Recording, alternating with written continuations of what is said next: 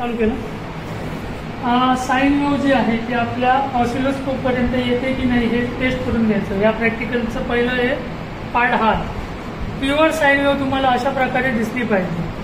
Okay, याचा अर्थ काय की इकडनं साईन वेव्ह येते. आता आपल्याला वेव्ह शेपिंग प्रॅक्टिकलमध्ये क्लिपर सर्किटचं प्रॅक्टिकल करायचं, ज्यामध्ये आपण काय प्रयत्न करणार की जी पॉझिटिव्ह सायकल आहे ती आपण कट करण्याचा प्रयत्न करणार, त्याचप्रमाणे निगेटिव्ह सायकल.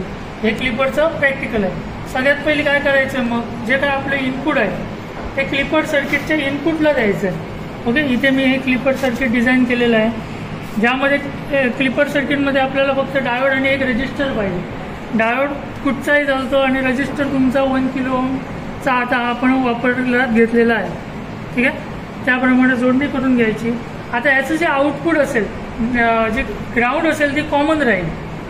सर्किटमध्ये ग्राउंड काय राहणार, कॉमन राहणार. फक्त आपल्याला काय करायचं आहे, मध्ये याचं आउटपुट बघायचं. या सर्किटमध्ये तुम्ही बघू शकता काय झालेलं आहे, तुमची जी पॉझिटिव्ह साईड आहे ती कट झालेली आहे. याचा अर्थ हा कुठचा क्लिपर आहे, पॉझिटिव्ह, कारण पॉझिटिव्ह साईड त्याने काय केलेली आहे, क्लिप केलेली आहे. मग जर मला ह्याचं निगेटिव्ह क्लिपर बनवायचं असेल तर मला या सर्किटमध्ये फक्त जी डायोडची डायरेक्शन आहे ती काय करावी लागणार, चेंज करावी लागणार. जिथे ॲनोड आहे तिथे कॅथोड आणि कॅथोड आहे तिथे ॲनोड, असं हे करावं लागणार.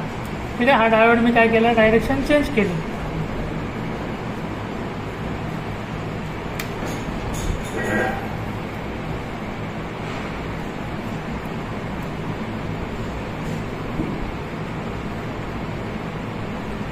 ओके, आणि इनपुट आहे तिथे इनपुट आपण कशाला देणार, आता डायोडच्या ॲनोडला देणार आणि कॅथोडला आपलं आउटपुट बघणार. इथे बघू शकता वेव्हफॉर्ममध्ये काय झालेलं आहे, तुमची जी निगेटिव्ह साईड आहे ती कट झालेली आहे.